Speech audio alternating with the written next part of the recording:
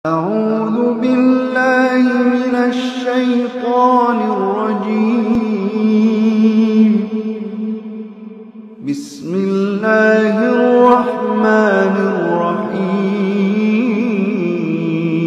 Allah ini ada hamba yang menghamba, ada yang hamba itu berpenampilan seperti raja di hadapan yang punya hamba. Hadirin yang dimuliakan, atau yang dikatakan istilahnya adalah hamba yang takabur, sombong. Sombong itu bukan sikapnya seorang hamba. Kesombongan ini adalah sikapnya seorang raja, dan hakikatnya raja adalah Allah Subhanahu wa ta'ala. Maka tidak pantas seorang hamba menyombongkan diri. Pertama kali hamba yang menyombongkan diri adalah iblis. Dikala Allah Subhanahu wa ta'ala memerintah iblis supaya bersujud penghormatan. Kata para ulama, sebetulnya sujud yang dimaksud ini adalah inhina saja, adalah membungkukkan badan kepada Nabi Adam sebagai penghormatan. Bukan sujud penyembahan, tapi sebagai penghormatan. Maka hadirin yang dimuliakan, para malaikat diperintah untuk menghormati Nabi Adam. Iblis diperintah untuk menghormati Nabi Adam. Para malaikat taat. Para malaikat ini tidak sedikit pun menentang perintah-perintahnya Allah Subhanahu wa ta'ala. Mereka disifati oleh Allah, la ya'sunallaha ma amarahum wa yaf'aluna ma yu'marun. Tidak pernah mendurhakai Allah Subhanahu wa ta'ala di dalam melaksanakan perintah. Taat betul para malaikat ini, dan selalu mengamalkan seluruh perintah-perintah Allah Subhanahu wa ta'ala. Ini para malaikat. Tetapi iblis gak mau tunduk sama Allah. Sujudlah kepada Adam. Maka dia tidak mau sujud kepada Nabi Adam alaihissalam. Maka Allah berkata kepada iblis, mana ada Allah tasjuda idza amartuk. Apa yang mencegah kamu untuk sujud kepada Adam, menghormati Adam ketika aku memerintah kamu? Ketika aku memerintah kamu untuk sujud kepada Adam. Maka iblis mengatakan bahwa engkau telah menciptakan aku dengan api, dan engkau ciptakan Adam dengan tanah. Maka tidak pantas bagiku untuk sujud kepada Adam, karena aku ini adalah turunan api, sedangkan Adam hanyalah turunan tanah. Maka hadirin yang dimuliakan Allah Subhanahu wa ta'ala, dia tidak melihat bahwa siapa yang memerintah ini, yang memerintah adalah Allah. Tampaklah iblis selama ini dia telah beribadah beribu-ribu tahun, tidak ketahuan sebetulnya hatinya ini ibadahnya selama ini hanya supaya disanjung-sanjung, dikatakan sebagai orang yang besar, orang yang agung. Begitu dia diperintah untuk merendah sedikit saja, dan yang merintah adalah Allah kepada hamba Allah Adam yang baru diciptakan, maka iblis tidak mau, durhaka pada perintahnya Allah Subhanahu wa ta'ala. Maka jadinya apa? Dilaknatlah iblis di dunia ini, dan dilaknat pula nanti ketika di akhirat selama-lamanya. Maka hadirin yang dimuliakan Allah Subhanahu wa ta'ala, orang-orang yang iman adalah orang-orang yang adalah hamba-hamba Allah yang telah berjanji kepada Allah untuk betul-betul menghamba kepada Allah Subhanahu wa ta'ala. Dikatakan, innallaha ashtara minal mu'minina anfusahum wa amwalahum bi anna lahumul jannah. Sungguhnya Allah Subhanahu wa ta'ala telah membeli dari orang-orang yang beriman, membeli jiwa mereka dan harta mereka. Maksudnya orang-orang yang beriman, kalau mereka sudah mengatakan asyhadu alla ilaha illallah, aku bersaksi bahwa sesungguhnya tidak ada Tuhan yang berhak disembah kecuali Allah, aku hanya takut kepada Allah aku hanya taat kepada Allah, aku hanya menghamba kepada Allah. Artinya memberikan jiwa dan hartanya kepada Allah Subhanahu wa taala. Udah. Ini adalah orang itu kalau sudah syahadat, artinya sudah siap untuk taat pada perintah-perintahnya Allah Subhanahu wa taala. Assalamualaikum warahmatullahi wabarakatuh. Innal hamdalillah nasta'inuhu wa nastaghfiruhu wa nu'minu bihi wa natawakkalu 'alaihi wa na'udzu bihi min shururi anfusina wa min sayyiati a'malina. Man yahdihillahu fala mudilla lahu wa man yudlil fala hadiya lahu. Asyhadu an la ilaha illallah wahdahu la syarika lahu wa asyhadu anna Muhammadan 'abduhu wa rasuluh.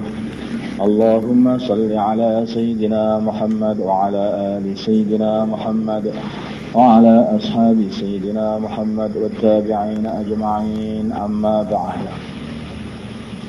Qala Allah ta'ala innal ladhina qalu rabbuna Allah thumma istaqamu تتنزل عليهم الملائكة ألا تخافوا ولا تحزنوا وابشروا بالجنة التي كنتم توعدون نحن أولياؤكم في الحياة الدنيا وفي الآخرة ولكم فيها ما تشتهي أنفسكم ولكم فيها ما تدعون نزلا من غفور رحيم ومن أحسن قولا ممن دعا إلى الله وعمل صالحا وقال إنني من المسلمين ولا تستوي الحسنة ولا السيئة ادفع بالتي هي أحسن فإذا الذي بينك وبينه عداوة كأنه ولي حميم وما يلقاها إلا الذين صبروا وما يلقاها إلا ذو حظ عظيم. Hadirin yang dimuliakan Allah Subhanahu wa taala. Allah Subhanahu wa taala menciptakan manusia ini dan jin adalah untuk menghamba, untuk beribadah kepada Allah Subhanahu wa taala. Wa ma khalaqtul jinna wal insa illa liya'budun. Aku tidak ciptakan jin dan manusia kecuali supaya beribadah kepada aku, menghamba kepada aku. Hadirin harus kita pahami, seorang hamba itu siapa dan apa tugasnya hamba. Hambanya adalah seseorang yang telah memberikan dirinya dan hartanya kepada tuannya. Diri dia adalah milik tuan, harta dia juga milik tuan. Sedangkan amalan dia adalah mengamalkan perintah tuan dan menjauhi larangan tuan. Itulah namanya hamba. Sikap seorang hamba pun juga berbeda dengan orang yang tidak menghamba. Maka seorang hamba duduknya juga duduknya hamba, jalannya seperti jalannya hamba, cara berbicara pun juga seperti cara bicaranya hamba.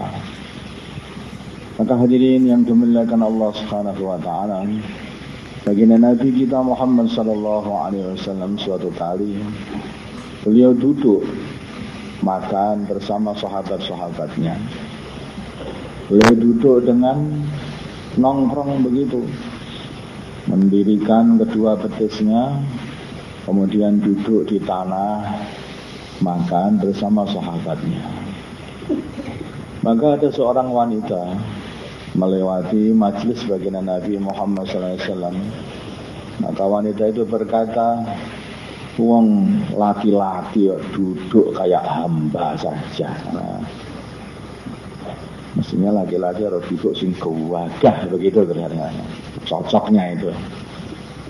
Tapi ternyata baginda Nabi menjawab dengan satu jawaban yang tidak pernah dikira Beliau mengatakan, memang saya itu adalah seorang hamba dan tidak ada hamba yang lebih menghamba melebihi aku, katanya. Bangga baginda Nabi sebagai seorang hamba.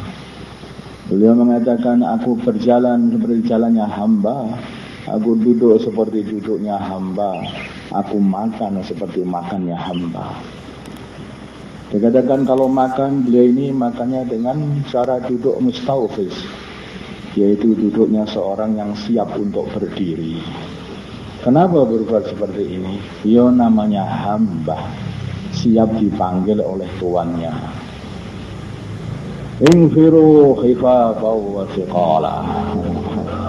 Berangkatlah kamu dalam keadaan ringan ataupun berat, siap walaupun sedang makan, maka berangkat. Maka itulah duduk beliau itu dengan duduk mustaufiz, duduk seperti itu duduknya orang yang mau berdiri.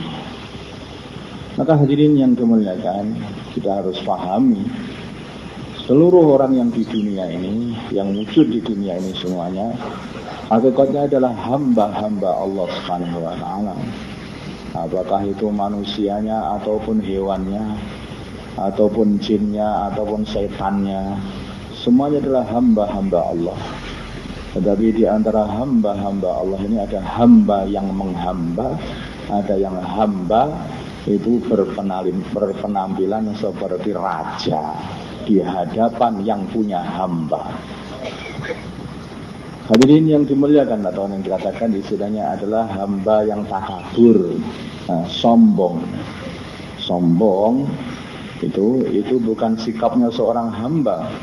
Kesombongan ini adalah sikapnya seorang raja, dan hakikatnya raja adalah Allah Subhanahu wa Ta'ala. Maka tidak pantas seorang hamba menyombongkan diri. Pertama kali hamba yang menyombongkan diri adalah iblis. Dikala Allah Subhanahu wa Ta'ala memerintah iblis supaya bersujud penghormatan.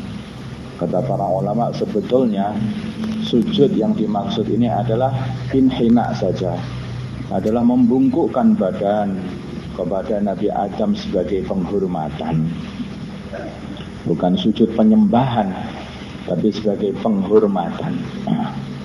Maka hadirin yang dimuliakan, para malaikat diperintah untuk menghormati Nabi Adam.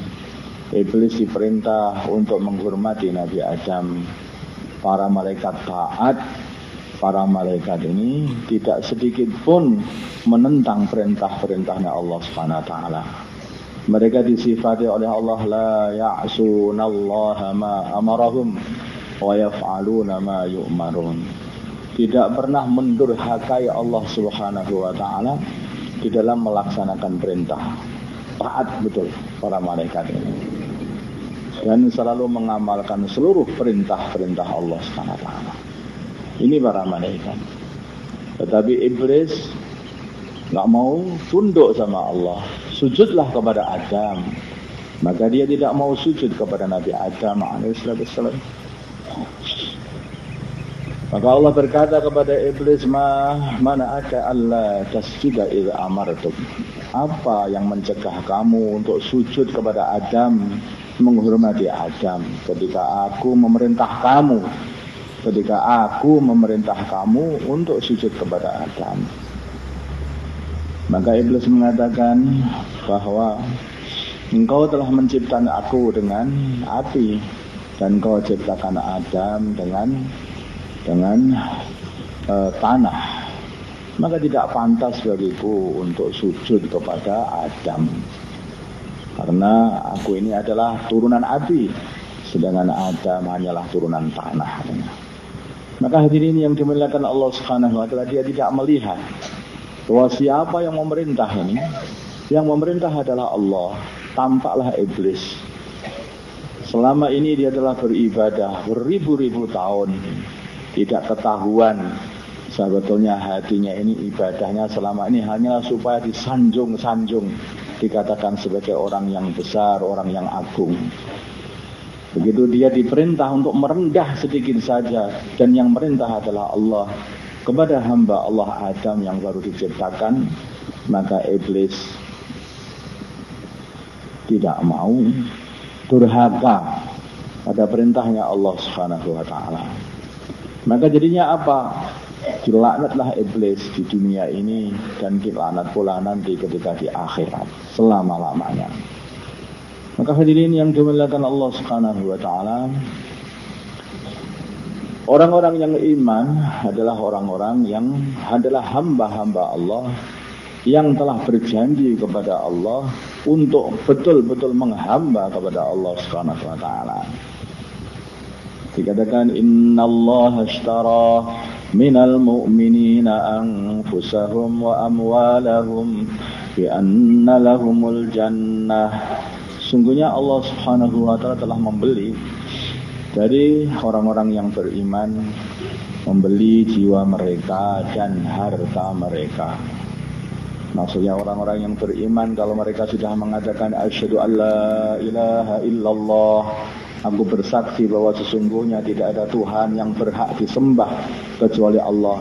Aku hanya takut kepada Allah, aku hanya taat kepada Allah, aku hanya menghamba kepada Allah.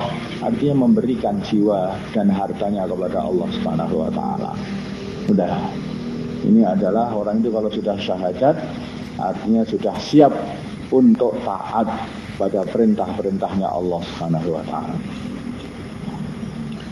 Maka hadirin yang dimuliakan, setelah syahadat ini, setelah menyatakan taat kepada Allah, taat kepada perintah-perintah Allah, maka Allah mengatakan terusnya adalah urusan perjuangan.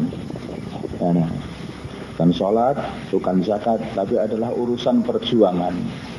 Yuqatiluna fi sabilillah fayaqtuluna wa yuqtalun. Berjuang fi sabilillah, menang ataupun kalah. Berjuang fi sabilillah, menang ataupun kalah. Nah, maka hadirin yang dimuliakan, semuanya ini akan diterima oleh Allah. Walaupun menang diterima oleh Allah, kalaupun kalah pun diterima oleh Allah Subhanahu wa taala. Maka kalau kita lihat para anbiya itu macam-macam. Ada nabi yang mereka ini dijadikan menang oleh Allah Subhanahu wa taala. Artinya dia ini setelah ketika dakwah, maka ada yang kaumnya dihancurkan kayak Nabi Nuh alaihissalam, Nabi Musa alaihissalam, Nabi Sulaiman, Nabi Daud.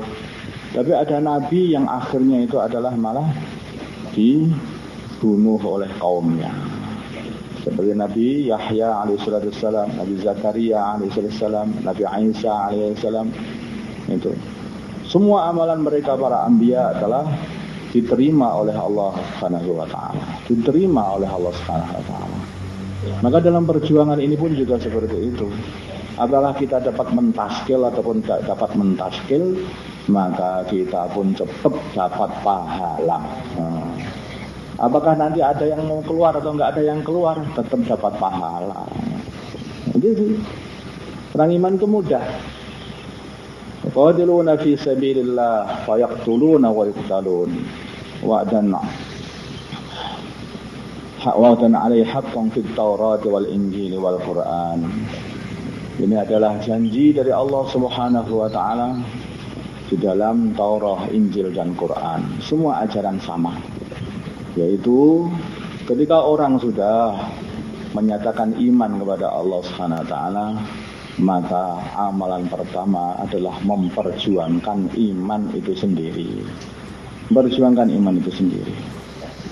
Abu Bakar As-Siddiq radhiyallahu taala anhu ketika beliau beriman, maka amalan pertama yang dibuat oleh Abu Bakar adalah memperjuangkan iman. Beliau diperintah oleh baginda Nabi Muhammad SAW untuk mendakwahkan kalimat iman kepada teman-temannya. Pagi-pagi beliau masuk Islam, maka sorenya dia telah mengajak teman-temannya untuk masuk Islam, dan terus begitu. Amalan beliau adalah amalan baginda Nabi Muhammad SAW. Apapun yang diamalkan baginda Nabi, maka beliau amalkan pula. Setiap musim haji, beliau bersama baginda Nabi Muhammad SAW berdakwah di kabilah-kabilah yang datang pada musim haji, menawarkan Islam, dan menawarkan dirinya untuk minta perlindungan kepada kabilah-kabilah yang mau melindungi di dalam dakwah Islam, dijadikan sebagai ansornya. Maka hadirin yang dimuliakan Allah Subhanahu wa taala, ini yang diamalkan oleh para sahabat dulu. Ada orang mengatakan itu kan di awal Islam. Bagaimana dengan akhir Islam? Di akhir Islam pun sama. Ketika seorang yang dulunya banyak sekali merintangi perjuangan Islam, yaitu Ikrimah bin Abi Jahal, yang mana dia ini telah merintangi perjuangan Islam habis-habisan. Maka hadirin, ketika beliau ini masuk Islam, maka amalan pertama yang akan diamalkan adalah perjuangan Islam. Pada dia mengatakan asyhadu an la ilaha illallah wa anna Muhammad Rasulullah, maka beliau mengatakan mulai sekarang saya akan infakkan harta saya 2 kali lipat lebih banyak daripada harta-harta saya yang dulu pernah aku infakkan untuk menghalang-halangi Islam.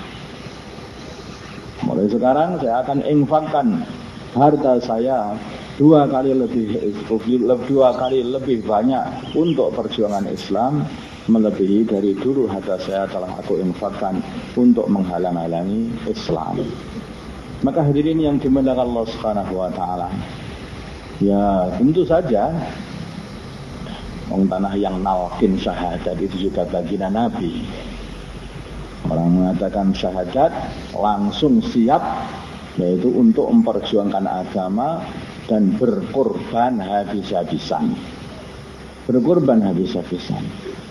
Bukan hanya korban harta saja, artinya ini kalau infak fi sabilillah itu maksudnya adalah korban hartanya itu dan dibawa sendiri harta itu fi sabilillah. Dengan dirinya dan dengan hartanya keluar fi sabilillah. Ini baru syahadat. Semua para sahabat begitu, baru syahadat siap korban fi sabilillah, dirinya dan hartanya. Hadirin, kenapa mereka ini begitu kuat imannya? Loh, mereka ini kuat iman dikarenakan mereka telah memperjuangkan iman. Hari ini, walaupun orang ini mondok 10 tahun pun, kalau belum pernah memperjuangkan iman, bisa jadi imannya itu masih lemah dan tidak ada kekuatan untuk amalkan agama, mengamalkan perintah agama. Maka hadirin yang dimuliakan, bagaimana untuk memperkuat iman? Untuk memperkuat iman, dan jadi kita ini sayang kepada iman kita, cinta kepada Allah dan cinta kepada Rasulnya Allah Subhanahu wa taala, maka caranya adalah bagaimana kita korban harta kita untuk iman kita ini. Kita iman kepada Allah Subhanahu wa taala, maka kita mesti berkorban untuk mendakwahkan iman kepada Allah ini, diri kita dan harta kita. Rahasianya di sini ini, kalau kita ini mempunyai seorang anak, kemudian kita cinta kepada anak kita, dan kita telah keluarkan harta banyak untuk anak kita belikan makanan-makanan yang bergizi, kita sekolahkan, keluarkan duit, kita tambah lagi kurban banyak pada anak kita, maka tambah hari kita tambah cinta kepada anak kita. Kita punya istri, kita banyak berjuang, bekerja habis-habisan untuk istri kita, untuk membahagiakan istri kita, dan juga kita keluarkan harta untuk istri kita, maka akhirnya kita tambah cinta kepada istri kita. Bahkan kepada benda pun juga begitu. Kita mempunyai motor, mobil, rumah, apa saja, kita telah korban banyak untuk motor, mobil, rumah kita ini. Ketika ini sudah banyak kita keluarkan harta dan banyak keluarkan tenaga demi barang-barang kita itu, maka sedikit saja orang itu nyenggol itu saja, maka jangan disenggol, nanti berat nanti. Kita sayang betul itu kepada benda-benda yang kita telah banyak berkorban pada benda itu. Hadirin yang dimuliakan Allah Subhanahu wa taala, itulah para sahabat radhiyallahu anhum, ketika mereka telah berkorban dengan dirinya dan hartanya untuk iman mereka, maka begitu iman ini pengen dicabut oleh orang lain, ini punyaku, jangan dicabut. Ini punya aku telah berkorban habis-habisan untuk mencari perkara ini, iman ini. Maka hadirin, bagaimana Sayyidina Bilal radhiyallahu ta'ala anhu, beliau ini telah dicambui oleh tuannya supaya keluar dari Islam, menyembah Lata dan Uzza. Beliau tidak bergeming, dia terus tetap ini adalah iman. Ini tidak boleh keluar dari hatiku. Allahun ahad, ahadun ahad, ahadun ahad, kata seperti itu. Aku hanya menyembah Tuhan yang Maha Satu. Aku hanya menyembah Tuhan yang Maha Satu. Kemudian dihinakan dia ini, kasihkan kepada anak-anak kecil dan dipukuli oleh anak-anak kecil. Maka beliau hanya menjawab bahwa Tuhanku adalah yang Maha Satu. Aku hanya menyembah pada Tuhan yang Maha Satu. Kemudian beliau digeletakkan, dibawa batu yang besar, ditindihkan di dadanya sehingga susah untuk bernafas. Maka tuannya mengatakan, Bilal, ini akan terus saya buat seperti ini sepanjang waktu sampai kamu mati atau kamu mau kembali lagi nyembah Lata dan Uzza. Akan kubuat seperti ini terus. Tahu nggak kamu? Jawabannya, aku hanya menyembah Tuhan yang satu. Aku hanya menyembah Tuhan yang satu. Hadirin, kenapa begitu ngotot Bilal ini? Kok nggak mengatakan, ya udahlah Lata dan Uzza nggak apa-apa? Enggak. Beliau telah berkorban habis-habisan untuk imannya. Maka beliau sayang sekali. Ini adalah cintaku kepada Allah. Nggak mungkin saya itu melepaskan ini. Hadirin, ada seseorang namanya Qais dulu itu. Dia ini dinasehati semua orang, ulama-ulama pun nasehati. Kamu sudahlah, jangan mencintai Laila, katanya. Sudah cukup itu, masuk saja. Dinasehati, dia ini kadung cinta pada Laila habis-habisan. Dia korban habis-habisan, semalam-malam suntuk tidak tidur hanya memikirkan Laila. Dan sudah banyak syair-syair dibuat demi untuk Laila. Maka hadirin yang dimuliakan, akhirnya dibawa umroh. Ini dibawa umroh biar tobat. Sudah, tobat, jangan cinta sama Laila, katanya. Malah menciptakan syair. Ya Allah, aku tobat kepada Engkau atas dosa-dosaku, tapi aku tidak mau tobat atas cintaku kepada Laila, katanya. Maka hadirin, karena sudah berkorban habis-habisan dia ini. Saya enggak mau kalau tobat sama cinta sama Laila, enggak pokoknya. Maka dia mati dalam kondisi yaitu cinta kepada Laila. Hadirin, cinta seseorang kepada Allah Subhanahu wa ta'ala pun juga begitu. Itu loh cinta seseorang kepada makhluk yang tidak mendatangkan manfaat, tidak mendatangkan madarat. Tidak mendatangkan manfaat, tidak mendatangkan madarat. Bagaimana dengan cinta kepada Allah kalau kita sudah paham? Nah, mesti kita akan lebih lagi cinta daripada cinta kepada makhluk. Maka hadirin yang dimuliakan Allah Subhanahu wa ta'ala, ada seorang anak raja, pangeran, namanya Ibrahim bin Adham, yang dia ini telah menjadikan hidupnya itu hanya senang-senang saja. Hari-hari dia naik kuda sampai mengejar-ngejar buruan. Itu bawa panah itu, bawa kuda, bawa panah itu. Itulah perbuatannya yang dibuat oleh Ibrahim bin Adham. Dia senang ambil olahraga horseback archery.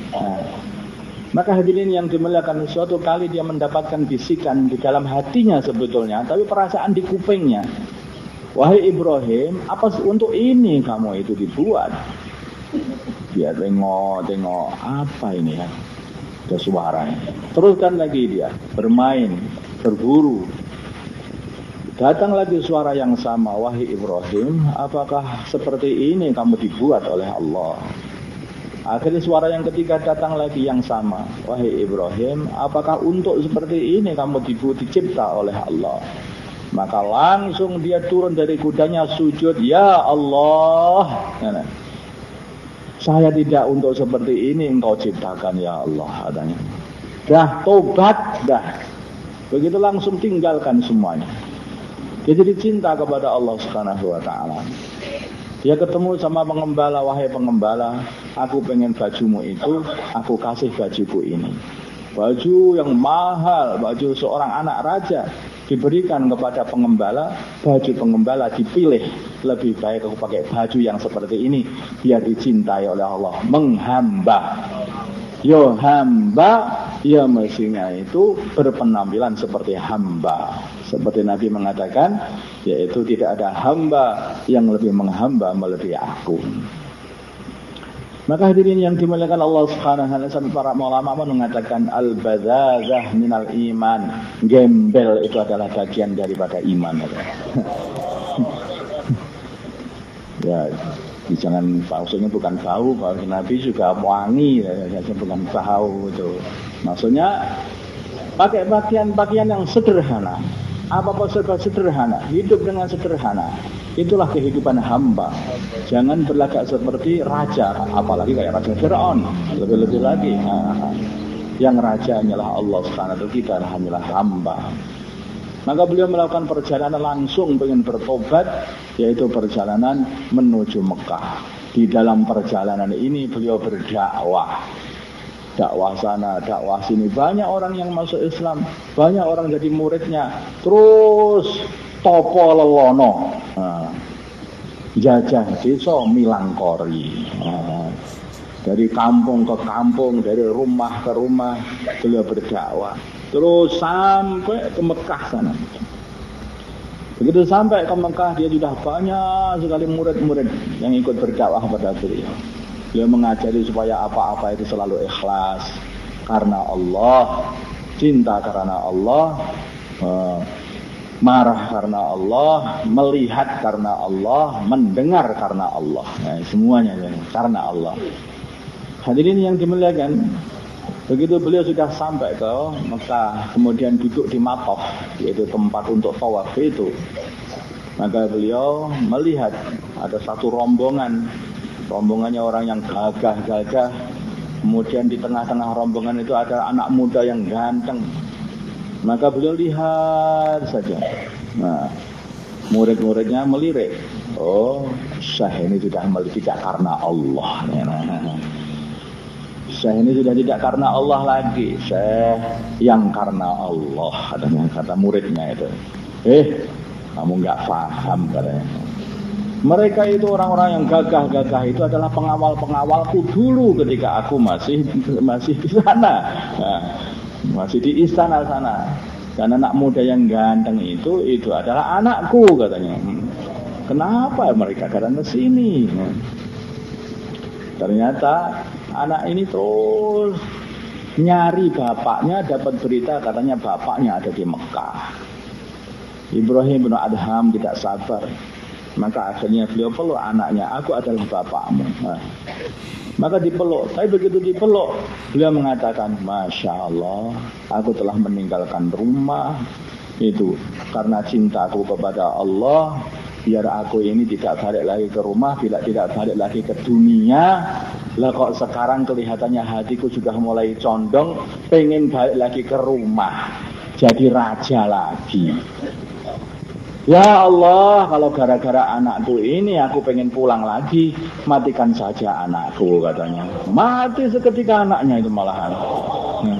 Korban perkara yang paling dicintai. Ini anak Tuhan. Bukan hanya harta, bukan hanya sapi, bukan hanya motor. Korbankan saja. Keluar fisabilillah. Maka hadirin demi keluar beliau fisabilillah. Keluar setahun belum rampung. Datangnya anaknya, jangan pulang. Maka hadirin, akhirnya anaknya mati. Beliau bebas. Alhamdulillah, aku sudah bebas. Aku bisa meneruskan perjalanan, yaitu karena Allah ini terus. Maka hadirin yang dimuliakan, sampai beliau mengatakan, taraktul khalqa turran fi hawaka wa aitamtul ayala kay araka law qad ta'tani fil hubbi irba lama hannal fuadu ila siwaka. Aku telah tinggalkan makhluk semuanya demi untuk cintaku kepadamu ya Allah, demi engkau dapat mencintai aku. Dan aku telah jadikan anak-anakku menjadi anak-anak yatim supaya aku dapat melihatmu ya Allah. Kalau engkau hancurkan tubuhku ini berkeping-keping pun, hatiku sekali-kali tidak akan berpaling kepada selain engkau, hanya menghadap kepada engkau saja. Ibrahim bin Adham, ya seperti inilah. Ada dulu sahabat nama Sayyidina Anas bin Nadhr.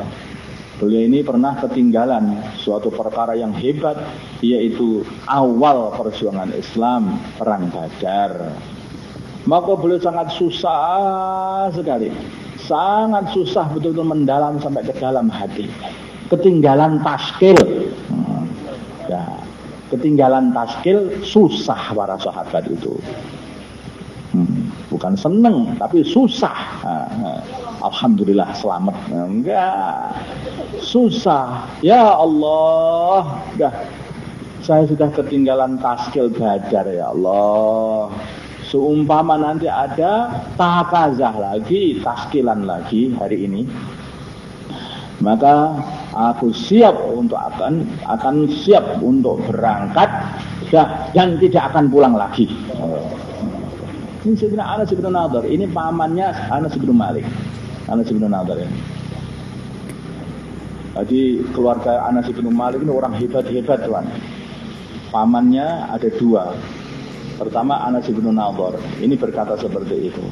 Yang kedua kali yaitu ada Al-Barra ibnu Malik. Al-Barra ibnu Malik, ini juga pamannya juga. Maka hadirin ini ceritanya Anas bin Nadhr. Maka Anas bin Nadhr ini akhirnya dapat taskilan pula. Ya khailallah irkabi, wahai pejuang-pejuang Allah, berangkat sekarang. Nah, itu kalau dalam bahasa Arab sebetulnya artinya begini. Wahai para penunggang kuda, nah, wahai para kesatria-kesatria berkuda, nah, tunggahilah kuda-kudamu untuk berangkat fisabilillah. Tapi ini jadi istilah, walaupun jalan kaki, maka panggilannya seperti itu dulu itu. Ya khailallah irkabi. Maka berangkat semua sahabat. Anas bin Nadhr berangkat, Sayyidina Handalah berangkat, semua berangkat. Maka hadirin yang dimuliakan Allah Subhanahu wa taala, pada waktu itu orang-orang Islam, saya ringkas, pada perang Uhud ini dikalahkan oleh orang-orang kafir. Maka Sayyidina Sa'ad bin Mu'ad telah lari itu dari medan pertempuran. Loh, kenapa mereka malah lari? Ini sudah nggak bisa diatasi, permasalahan. Maka mundur beliau itu. Maka Sayyidina Anas bin Nadhr mengatakan, enggak, wallah inni la ajidu rihal jannati duna Uhud. Tidak seperti itu. Aku loh mencium baunya surga ada di bawahnya gunung Uhud. Maju sendiri sampai tubuhnya tidak dapat dikenali lagi, hancur. Dilihat lebih dari 80 luka di dalam tubuhnya. Nah, itu. Luka tombak, luka panah, luka sabetan pedang, semua seluruh tubuh tidak dapat dikenali. Hanya bisa dikenali dari ujung jarinya saja oleh saudara perempuannya. Ya ini saudara-saudaranya. Maka hadirin yang dimuliakan, orang seperti inilah orang yang kalau sudah janji niat fisabilillah itu tidak mundur lagi. Orang itu kalau sudah niat siap setahun, keluar setahun. Siap 4 bulan, ya keluar 4 bulan. Seperti itu. Ini pengorbanan. Para sahabat dipuji-puji Allah Subhanahu wa taala karena kalau sudah niat itu enggak pernah mundur. Dipuji-puji oleh Allah. Puji-puji oleh Allah. Para sahabat ini. Dan mereka ini dikatakan oleh Abdullah bin Umar, "Man kana yuridu ayyastanna falyastanna biman qad mat." Barang siapa ingin mengambil jalan hidup, ambillah jalan hidup, contohlah, yaitu orang-orang yang telah mati. Haulai ashabu Muhammad, mereka itu adalah sahabat-sahabat yang Nabi Muhammad SAW, yaitu khairu ummah, sebaik-baiknya umat. Kita pengen mencontoh hidup seperti apa tuh biar diridhoi Allah. Hiduplah seperti hidupnya as-sabiqun al-awwalun minal muhajirin wal ansar, sahabat-sahabat baginda Nabi as-sabiqun al-awwalun. Bagaimana bisa hidup jadi sebaik-baik manusia? Hiduplah seperti sahabat-sahabat baginda Nabi Muhammad SAW. Itu caranya mereka. Habis waktu mereka hanya untuk memperjuangkan agama. Habis betul. Betul-betul habis. Tidak ada tersisa waktu mereka ini. Sehingga mereka berpencar-pencar. Wafat mereka ini. Ada wafat di sana, wafat di sini, wafat di Afrika, ada yang wafat di negeri Sam, ada yang wafat di negeri Uzbekistan, ada wafat di negeri Pakistan. Bahkan katanya juga ada pula yang wafat di negeri Indonesia ini. Jadi kayaknya seluruh dunia ini kayaknya sudah didatangi oleh sahabat-sahabat baginda Nabi Muhammad SAW zaman itu. Dan waktu itu transportasi masih susah tuan. Kayaknya nggak ada sahabat itu diceritakan susah itu belum ada, nggak ada pesawat, nggak ada seperti itu. Tafakutnya kurang kok nggak ada yang ngomong seperti itu. Yang ada itu apa? Siap. Baginda Nabi Muhammad SAW, beliau kumpulkan sahabat-sahabatnya, wahai sahabat-sahabatku, janganlah kalian seperti sahabat-sahabat Nabi Musa alaihissalam ketika diajak untuk memperjuangkan agama malah mengatakan idhab anta wa rabbuka faqatila inna hahuna qa'idun. Pergilah kamu wahai Musa itu dengan Allah, dengan Tuhanmu katanya. Dan berjuanglah berdua dengan Allah. Kami tak duduk-duduk di sini saja katanya.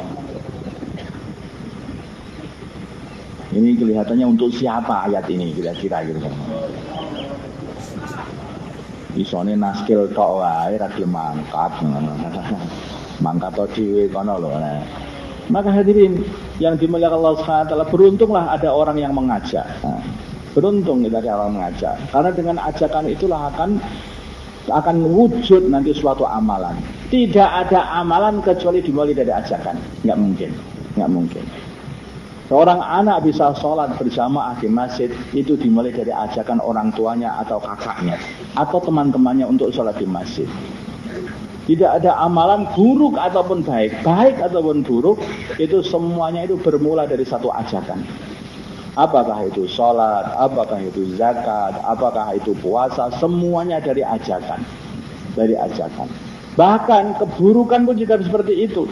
Tidak ada amalan keburukan pun kalau tidak dari ajakan, mesti dari ajakan. Apakah paling sampai pada ajakan hati pun kadang-kadang ngajak keburukan juga. Dari ajakan.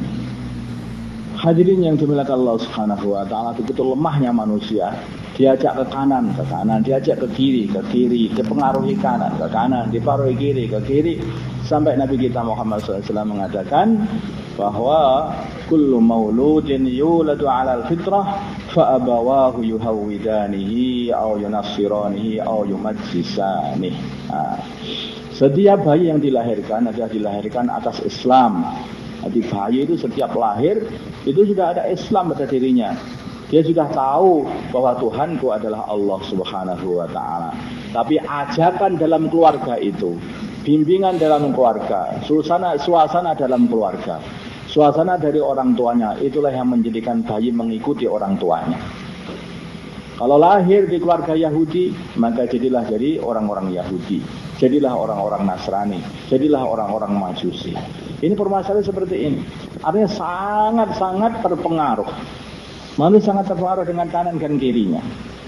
Hadirin, kalau seseorang ini tidak berkumpul dengan orang-orang yang soleh, apalagi berkumpul dengan orang-orang yang nakal, maka orang ini tidak akan bisa soleh, pasti akan jadi orang nakal. Nggak dikatakan alil mar'i la tas'al wasa'an qarini. Jangan bertanya kepada sikapnya seseorang atau keadaan seseorang. Tanyakan temannya siapa dia itu. Kalau temannya itu seorang ahlu masjid, oh dia ahli masjid. Kalau temannya ini adalah orang nakal, maka dia juga orang nakal. Nggak mungkin, karena orang itu akan terpengaruh oleh temannya. Akan terpengaruh. Ada seseorang dulu itu hijrah dari Mekah menuju Habasah. Seseorang, sahabat Nabi padahal. Ya orang zaman kita nggak pantas mengatakan sahabat. Ya kita katakan seorang. Sudah iman, sudah Islam kelihatannya. Nah, kemudian dia hijrah. Islamnya adalah amalan besar dari Mekah Islam. Kemudian hijrah dari Mekah ke Habasah. Ini juga amalan besar.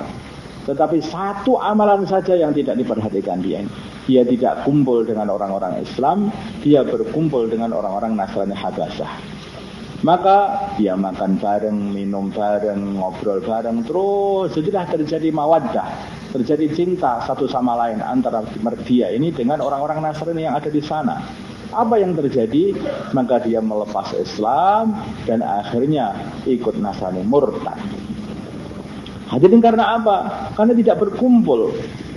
Maka dikatakan oleh para masyayikh, kumpulnya para ahbab ini penting sekali pada waktu malam Sabtu Jari itu.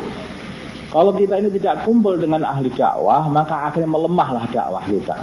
Kita kumpul tidak pernah mendengarkan taskil, sudah lama sekali nggak dengar taskil. Begitu di taskil langsung kupingnya nggak kuat itu. Tapi kalau sudah sering dengar taskil, ya siap, insya Allah keluar. Kumpullah dengan orang-orang yang keluar, nanti keluar. Jangan kumpul sama orang-orang yang tidak mau keluar. Gimana Pak? Insya Allah Pak. Jadi kumpul dengan para pejuang, kita akan jadi pejuang. Tapi kumpul dengan orang-orang yang duduk di rumah, kita akan duduk di rumah juga. Manusia ini sangat berubah-ubah. Ada orang alim besar, Ibnu Saqo. Ini alim besar betul sebetulnya dia ini. Dia alim besar. Tapi dia ini memang ada satu kesombongan di dalam hati itu. Semua orang ini kadang-kadang kalau tidak dijaga, hati ini suka datang satu penyakit, namanya penyakit sombong. Hadirin, dia ini berangkat pengen menemui seorang ulama besar namanya Sayyidina Syekh Yusuf Al-Hamadani. Dia datang ke sana bersama Abdul Qadir Jailani dan bersama satu orang lagi. Maka Syekh Yusuf itu melihat ini orang tamu-tamunya itu. Beliau mengatakan, "Wahai kamu Yunus Saqo, aku kok melihat di kepalamu itu ada satu api kekufuran ya." Nampak seperti itu. Wahai Abdul Qadir, kamu nanti jadi wali. Maka hadirin yang dimuliakan Allah Subhanahu wa taala, ya tanah kok jelalah namanya Ibnu Saqo ini akhirnya ini orang alim padahal dikirim ke suatu negeri kafir sebagai duta negeri Islam ke negeri kafir. Nah, jadi duta besar di sana. Maka dia ini melihat wanita-wanita kafir yang cantik-cantik. Oh, cantik. Aslinya. Hadirin yang ketemu betul wanita yang sangat cantik. Maka rontok dia ya sudah. Hatinya sudah langsung terpaut. Dia datang ke orang tuanya, pengen menikahinya. Orang tuanya tidak bisa kecuali kamu melepas Islam, masuk agama kami. Nah. Maka hadirin, demi wanita cantik tadi itu melorot itu imannya. Karena apa? Dia tidak berkumpul dengan orang-orang yang baik. Dia sudah hidup di negeri orang kafir dan tidak kumpul dengan orang yang baik. Maka hadirin, dia rela untuk melepas imannya demi untuk mendapatkan wanita. Maka hadirin yang dimuliakan, kumpul bersama ahbab, kumpul di masjid. Ini sampai Allah Subhanahu wa taala, kalau dalam madrasah kan katakan fardu kifayah atau mungkin ya fardu lah sebetulnya. Orang itu salat berjamaah. Begitu pentingnya salat berjamaah, ya. Begitu pentingnya salat berjamaah, maka sampai Nabi mengatakan, aku pengen suruh ngimami orang lain saja masjid, aku pengen jauh lah. Aku pengen jauh lah itu ke Madinah, tak cari orang-orang yang enggak mau jamaah. Oh, kalau ketahuan, kalau masih ada, tak bakar saja rumahnya. Ini kerasan di rumah. Jadi kalau kita terlalu kerasan di rumah, bakar saja rumah, biar kita kerasan di masjid lah. Itu gara-gara rumah enggak mau ke masjid. Sayyidina Umar radhiyallahu anhu punya putra namanya Abdullah. Abdullah ini nikah dengan istrinya yang sangat cantik. Masya Allah, senang Abdullah. Maka akhirnya Sayyidina Umar melihat Abdullah ini kok enggak jamaah. Di mana Abdullah itu? Ternyata masih di rumah, kerasan sama istrinya. Abdullah, buang istrimu. Buang istrimu. Ini yang menghalang-halangi sholat jamaah. Hadirin, ini bukan tarifan buang istri, bukan begitu, jangan salah paham. Tetapi bagaimana orang zaman dulu itu mementingkan suatu amalan. Kenapa kok masih sholat bersama? Kumpul dengan ahlu masjid. Kumpul dengan ahlu masjid.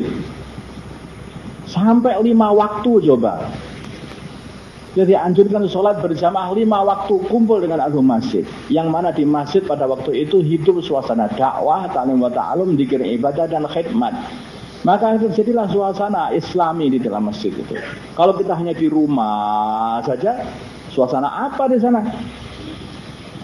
Maka Sayyidina Handolah mengatakan, bercerita, ada cerita Sayyidina Handolah. Ketika di masjid, dia mendapatkan amalan-amalan ini, dakwah, ta'lim wa ta'alum, ketika ta'lim bersama baginda Nabi Muhammad SAW, maka beliau mengatakan kayaknya itu akhir itu nampak betul di depan. Begitu pulang ke rumah, bersenda gurau dengan anaknya, dengan istrinya, lupa semua pelajaran yang ada di masjid. Maka beliau sangat risau, apakah aku ini sudah nifaq, sudah terjadi kemunafikan dalam bahasa kita di dalam hatiku. Apa aku telah menjadi orang munafik? Ini. Maka dia nangis saja. Sampai akhirnya dikatakan kepada enggak, itu bukan munafik. Memang manusia itu naik turun seperti itu imannya. Al iman yazid wa yanqus. Artinya apa? Kalau bertemu di dalam suasana yang baik, maka orang akan naik imannya. Tapi kalau bertemu dengan suasana yang kurang baik, maka dia akan turun imannya. Sudah seperti itu tuh biasa. Tapi kalau kita ini mau ke pasar, kalau nggak ke pasar ya luwe lah Pak. Memang kita harus ke pasar juga, tetapi jangan lupa ke masjid. Kalau ke pasar terus nggak ke masjid, nanti rontok liman, bahaya itu. Maka Abu Hurairah ketika banyak orang di pasar, ada taklim, ada warisan Nabi dibagi-bagi, meruduk langsung ke masjid. Mana warisan Nabi? Ya ilmu itulah warisan bagian Nabi, itulah. Di pasar terus saja, sana dengarkan taklim di masjid sana. Itulah Sayyidina Abu Hurairah mengatakan seperti itu kepada orang-orang di pasar. Karena apa? Karena terus menerus nanti bisa jadi rusak hati. Maka kita ini memang kita hidup di dunia, kita akan muamal urusan dunia juga. Kita hidup di dunia, kita akan bertemu anak dan istri dan kita bercanda pula. Tetapi harus dibatasi suasana seperti itu. Kita mesti selalu mewujudkan suasana iman, suasana berjuang, suasana perjuangan, suasana taklim, suasana dakwah, suasana akhlak yang baik, ya, suasana amal, yaitu kumpul bersama ahlul amal, ahlul dakwah, ahlul taklim dan orang-orang masjidan. Insyaallah ya. Ini penting. Ini penting sekali karena tidak mungkin orang itu tidak mendapatkan satu perkara yang besar kalau tidak ada suasananya. Tidak mungkin. Ini iman. Maka para masyayikh mengatakan ketika kita ini mentarghib orang di pasar akan berbeda ketika kita mentarghib orang itu di masjid. Maka hendaknya sebelum kamu berbicara urusan iman, maka ajaklah dia ke masjid. Begitu datang ke masjid, maka dia akan melihat orang sholat, melihat orang yang sedang taklim, melihat orang yang sedang memikirkan agama, hatinya akan berbeda. Hati akan berbeda. Maka dia itu akan dapat diajak berbicara urusan agama dan akhirnya itu masuk ke dalam hati cinta berjuang untuk agama. Ada seseorang dulu di Mekah, orang kafir dulu itu, bicara sama temannya, aku ini sudah enggak betah dengan perbuatannya Muhammad katanya. Dah aku pengen datang ke Madinah sana dan aku bunuh saja Muhammad. Tetapi masalahnya aku ini punya banyak anak dan banyak hutang. Mau enggak kamu sauri hutangku? Kemudian kamu pelihara anakku. Tapi aku masih ditangkap dan dibunuh di Madinah sana. Ini orang Mekah nekat pengen pergi ke Madinah. Orang kafir. Maka hadirin yang dimuliakan Allah Subhanahu wa taala, ternyata temannya mengatakan, "Ya, aku siap. Aku siap." Akhirnya dia berangkat. Berangkat membawa pedang. Masuk ke masjid. Ketahuan Sayyidina Umar radhiyallahu taala anhu. Loh, ini ada anjing Mekah pergi ke sini, masuk ke masjid. Umar itu kalau ngomong begitu. Onjang anjing kayak orang Jakarta.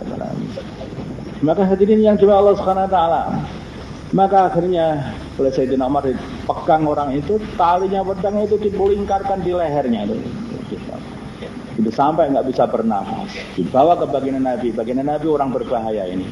Datang membawa keburukan, kejahatan ini. Sudah ini aurat jahatnya saja udah nampak gitu. Udah. Hati-hati baginda Nabi, jangan biarkan aja. Kamu mundur Umar, ta'akhir, mundur. Kamu maju. Baginda Nabi kenal sama orang ini. Sini Mansur, kok baik sekali Muhammad, katanya. Ya, hati-hati sudah mudah lembut. Kamu pengen bunuh aku kan? Loh kok tahu? Iya.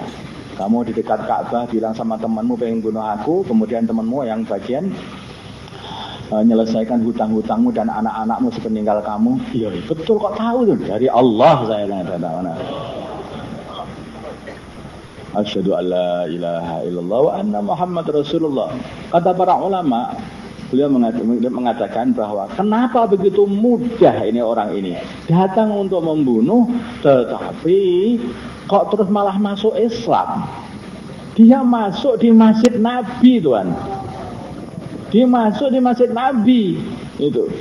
Dia melihat suasana, dia melihat suasana dakwah, suasana taklim, semua suara yang baik. Dia hatinya renyuh. Maka dia mudah untuk ditazkir. Maka pentingnya membawa orang ke masjid, kemudian didakwahi di masjid. Ini penting sekali.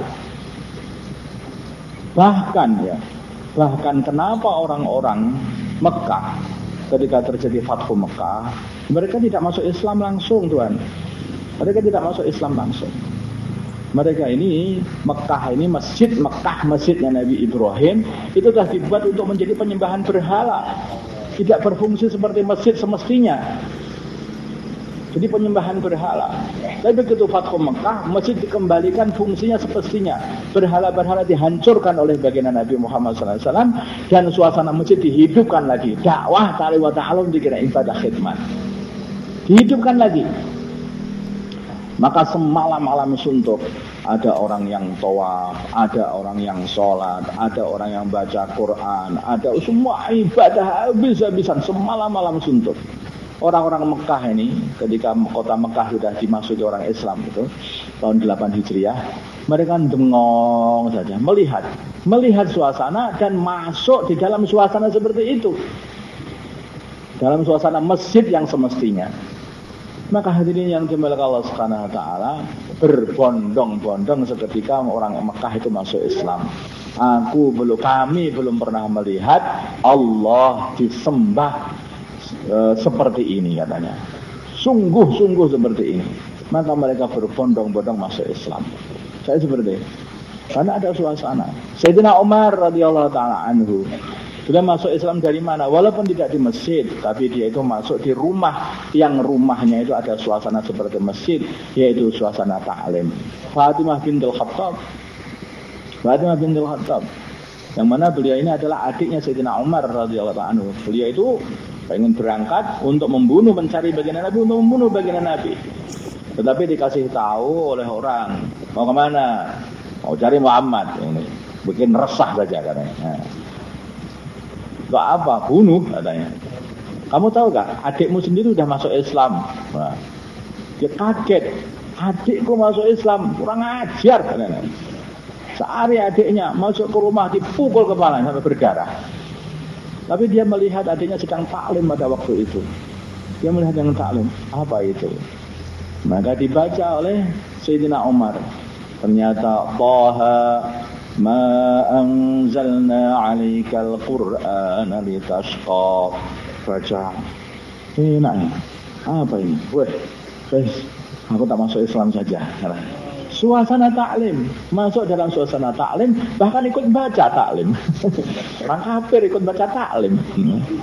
Hadirin yang dimuliakan Allah Subhanahu wa taala, dia datang lagi ke tempatnya baginda Nabi, bukan untuk membunuh sekarang ini, tapi untuk menyerahkan dirinya. Assalamualaikum, masuk, pegang oleh baginda Nabi ini kerah bajunya, diangkat oleh baginda Nabi. Umar, berhenti atau meneruskan? Hentikan. Siap, berhenti Tuan. Katakanlah asyhadu an la ilaha illallah anna Muhammad Rasulullah. Katakan syahadat, 2 kalimat syahadat seketika itu. Maka hadirin, lepas masuk Islam, apa yang dibuat oleh Sayyidina Umar, maka yang dibuat adalah dakwah. Ini seperti itu. Yang dibuat adalah dakwah.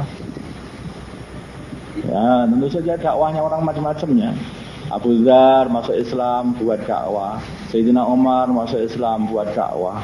Masya Allah, Sayyidina Umar ini dia mengatakan, wahai orang-orang Quraisy, saya telah masuk Islam. Meruduk dia dikeroyok orang, berantem itu mulai pagi sampai zuhur. Besoknya lagi begitu. Gitu. Bahkan beliau mengatakan, wahai orang-orang Quraisy, saya mau berdakwah, saya mau masuk Islam, saya mau hijrah. Siapa yang pengen itu istri-istrinya jadi janda, sini katanya. Maka hadirin yang dimuliakan, Masya Allah, orang-orang zaman dulu betul-betul itu sungguh-sungguh di dalam dakwah. Dan mereka ini mendapat suasana, walaupun mungkin baru sedikit bagian Nabi di Mekah, tapi mereka ini telah mendapatkan satu suasana yang baik, sehingga mereka ini yaitu kokoh imannya, selalu berkumpul. Lah kumpulnya di mana dulu? Itu kumpulnya bagian Nabi dengan sahabat-sahabatnya di Mekah. Ada tempat kumpul pula, yaitu di tempatnya, yaitu rumahnya Arqam ibn Abi Arqam. Di tempat situlah itu bagaimana berkumpul. Orang dakwah harus kumpul dengan orang dakwah. Orang dakwah nggak kumpul orang dakwah, akhirnya jadi tidak dakwah. Nah, begitu Bang. Maka mesti kumpul seperti ini, datang untuk musyawarah seperti ini, datang untuk malam Sabtu Zari, datang untuk malam waktu musyawarah halaqah, datang setiap hari untuk musyawarah yang di mahala. Ini penting sekali. Datang untuk jaulah 1, jaulah 2, ini penting sekali seperti ini. Kalau tidak, maka kita akan semakin lemah, semakin lemah, semakin lemah. Akhirnya apa? Akhirnya meninggalkannya. Orang yang sering kumpul dengan istrinya makin cinta dengan istri. Lama tidak ketemu dengan istrinya, maka dia itu lupa sama istrinya. Itu loh istri. Padahal istrinya bisa lupa. Orang jadi lupa. Malah cari istri yang lain. Hadirin yang dimuliakan Allah Subhanahu wa taala. Umat Islam ini adalah umat setelah iman. Umat ini adalah umat diciptakan oleh Allah untuk menjadi pejuang-pejuang. Kalau kita baca di dalam Al-Quran, maka isi Al-Quran isinya adalah cerita mengenai perjuangan. Perjuangannya para nabi, perjuangannya para rasul bersama murid-murid mereka, sahabat-sahabat mereka. Nabi Nuh diceritakan, bukan menceritakan urusan dunianya, bukan, tapi menceritakan mengenai perjuangannya. Bagaimana beliau berjuang untuk keluarganya, bagaimana beliau berjuang untuk umatnya, untuk kaumnya. Maka hadirin, hanya gara-gara anaknya ini tidak kumpul dengan orang-orang Islam, maka anaknya akhirnya bisa keluar dari Islam.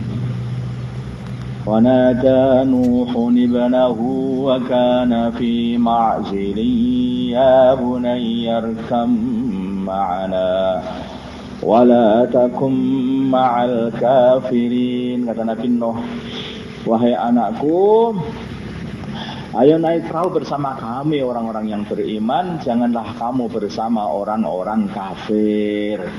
Kumpulnya sama orang kafir, walaupun anak. Maka akhirnya tidak mendapatkan, yaitu iman, tidak mendapatkan faidah walaupun punya bapak seorang nabi, seorang rasul. Bahkan di-cancel kekeluargaannya anaknya Nabi Nuh ini oleh Allah Subhanahu wa taala. Maka Allah berkata kepada Nabi Nuh ketika Nabi Nuh berdoa kepada Allah Subhanahu wa taala, ya Allah, anakku ini adalah keluargaku, engkau telah berjanji menyelamatkan keluargaku. Maka Allah berkata, qala ya Nuh innahu laisa min ahlik, innahu amalun ghairu salih. Wahai Nuh, itu bukan keluargamu. Anak di-cancel sama saya, bukan keluargamu. Kalau sudah yang cancel Gusti Allah itu gimana itu? Repot itu. Artinya hakikatnya keluarga itu kalau seiman. Kalau tidak seiman, ya bukan keluarga. Innahu amalun saleh. Yang diamalkan oleh anakmu itu bukanlah amalan yang baik.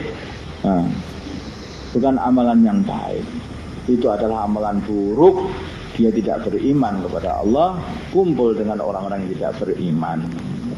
Maka hadirin yang dimuliakan Allah Subhanahu wa taala, urusan ini adalah urusan penting. Selalulah kita ini menjaga diri kita, menjaga iman kita dengan selalu memperbaikinya, yaitu dengan merjuangkan iman. Insya Allah Bang ya. Biar tambah hari tambah cinta kepada Allah, tambah hari tambah cinta kepada Allah, sehingga kita menjadi orang yang paling dekat kepada Allah di akhir hayat kita. Baginda Nabi kita Muhammad sallallahu alaihi wasallam di akhir hayat beliau, maka beliau itu yang diminta adalah, ya Allah, susulkanlah aku ya Allah dengan teman-temanku yang mulia, yaitu para nabi, para rasul. Para pejuang pengennya kumpul sama pejuang, para nabi pengennya kumpul dengan para nabi.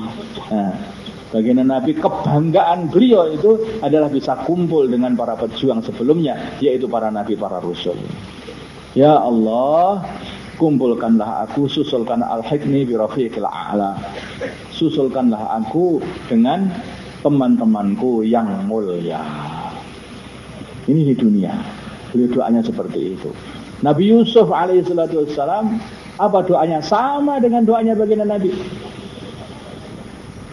Rabbi qad ataitani minal mulki wa 'allamtani min ta'wilil ahadits fatiras samawati wal ardi anta waliyyi fid dunya wal akhirah tawaffani muslima wa alhiqni bis shalihin. Ya Allah, matikanlah aku sebagai orang yang Islam dan susulkan aku dengan orang-orang yang soleh, yaitu para nabi, para rasul. Para nabi itu sama, permintaannya sama, pemikirannya sama. Seperti itu, pengen kumpul dengan para nabi, para rasul. Nah, orang dakwah juga sama, pengen kumpul dengan sama orang dakwah. Para sahabat juga sama, pengen kumpul dengan sama para sahabat.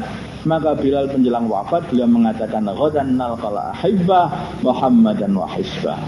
Besok setelah mati, aku akan bertemu dengan para kekasihku, yaitu Nabi Muhammad dan sahabat-sahabatnya. Nah, begitu. Karena dulu di dunia selalu berkumpul untuk memperjuangkan agama, maka di akhirat pun mereka pengen berkumpul terus, para pejuang berkumpul dengan para perjuang. Insya Allah Bang ya. Maka jadilah kumpulan kita ini di dunia ini, yaitu kumpul hanya untuk agama ini, kita teruskan nanti kumpul-kumpul nanti di akhirat. Insya Allah Bang ya. Maka hadirin yang dimuliakan Allah Subhanahu wa taala, kita mulai yaitu amalan penguatan iman, yaitu siapa yang sediakan waktunya untuk keluar dari Allah Subhanahu wa taala 1 tahun, Insya Allah Bang ya. 1 tahun kedua. Nah, 1 tahun kedua Pak. Nah, para ulama itu keluarnya 3 tahun. 1 tahun pertama, 1 tahun kedua nanti ke negeri Arab, 1 tahun ketiga nanti ke negeri-negeri kafir. 1 tahun pertama itu nanti itu ke yaitu Islamistan. Nah, kalau yang ketiga, 1 tahun ketiga itu adalah ke Kufristan. Stan itu tanahnya Kufristan itu negeri Eropa ke sana itu. Insyaallah Bang ya. Nah, maka yang kedua Pak, maka silakan. 1 tahun kedua, jamaahnya Ustaz Nasruhan, tambah lagi Pak. Tambah silakan. Lagi, kurang nih. Ulama untuk keluar 1 tahun kedua, silakan Pak. Yang 1 tahun kedua, maka silakan Pak. Masya Allah. Lagi-lagi udahlah, lihat kudrahnya Allah. Kun fayakun. Maka silakan. Bismillah. Maka silakan Pak. Berdiri lagi masih. Silakan Pak, yang lain. Masya Allah. Lagi bismillah. Ya, didaftarkan Pak, maka silakan memberikan namanya ke belakang. 1 tahun kedua silakan. Masya Allah. Sekarang yang setahun ketiga, bismillah. Setahun ketiga. Setahun ketiga, silakan setahun lagi. Ketiga nih, Masya Allah. Setahun ketiga, silakan Pak, ke depan. Setahun ketiga, silakan. Setahun ketiga, maju ke depan. Kufristan. Masya Allah, silakan bismillah. Negeri-negeri Eropa, maka silakan Pak, monggo. Setahun ketiga, silakan ke depan. Setahun ketiga, Masya Allah. Lagi bismillah, yang setahun ketiga, silakan. Setahun ketiga, monggo, Insya Allah. Lagi bismillah. Lagi. Allah terima, Allah mudahkan. Berikan namanya ke belakang. Bismillah. Kemudian setahun pertama. Yang akan cash, silakan berdiri. Bismillah.